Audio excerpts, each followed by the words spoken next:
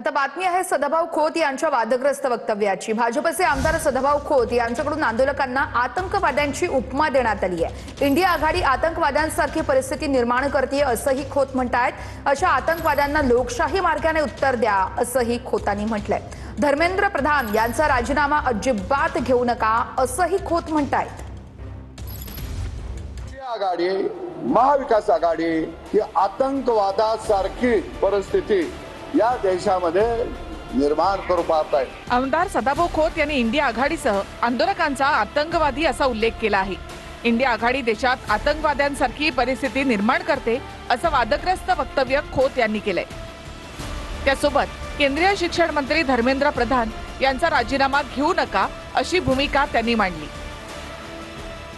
India आघाडी महाविकास आघाडी ही आतंकवादासारखी परिस्थिती या देशामध्ये निर्माण करू पाहत आहे। सरकारनं शिक्षण मंत्र्याचा राजीनामा निश्चितपणानं घेऊ नये।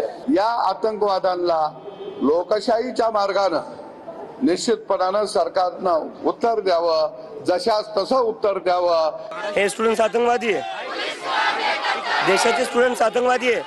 12 वर्षांच्या मुलींवर लाठीचार्ज केला। 12 वर्षाची मुलगी आतंकवादी आहे।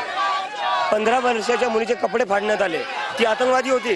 लाज वाटली पाहिजे या लोकांना असं बोलतात। त्या महाराष्ट्रातून तुम्ही येता, महाराष्ट्रातून मोठ्या प्रमाणात सपोर्ट मिळतोय, त्याच महाराष्ट्रातून मोठ्या प्रमाणात नेतेच टीका करताय। या लोकांचे डोके खराब झालेले, या लोकांचं डोकं खराब झालेलं अजून काही नाही। यांना जर अजूनही कळत नसेल देशाच्या युवकांचं काय म्हणणं आहे, ते हे लोक जास्त दिवस सरकारमध्ये टिकणार नाही। आपल्या देशातल्या लोकांना, तरुणांना तुम्ही आतंकवादी ठरवत असेल तर त्याचे परिणाम देशभरात ते चांगले पडणार नाही, त्याचे वाईट परिणाम पडू शकतं।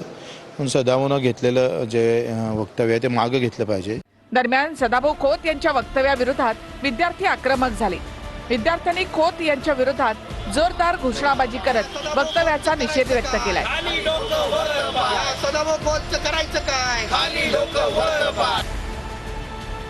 सरकार आता आतंकवादी बनायचं कोणाला शिल्लक राहिले आहे? जे सरकारच्या विरोधात बोलतात, आंदोलन करतात, त्या सगळ्यांना सरकार आतंकवादी बनत आहे। सदाभाऊंना सर्टिफिकेट वाटायची गरज नाही। अशा आमदाराला लोकांनी विचारलं पाहिजे आणि यांना रस्त्यावरती विचारलं पाहिजे की बाबा तुम्हाला जर आम्ही आतंकवादी दहशतवादी दिसत आहे, मत घेताना लाज वाटली नाही?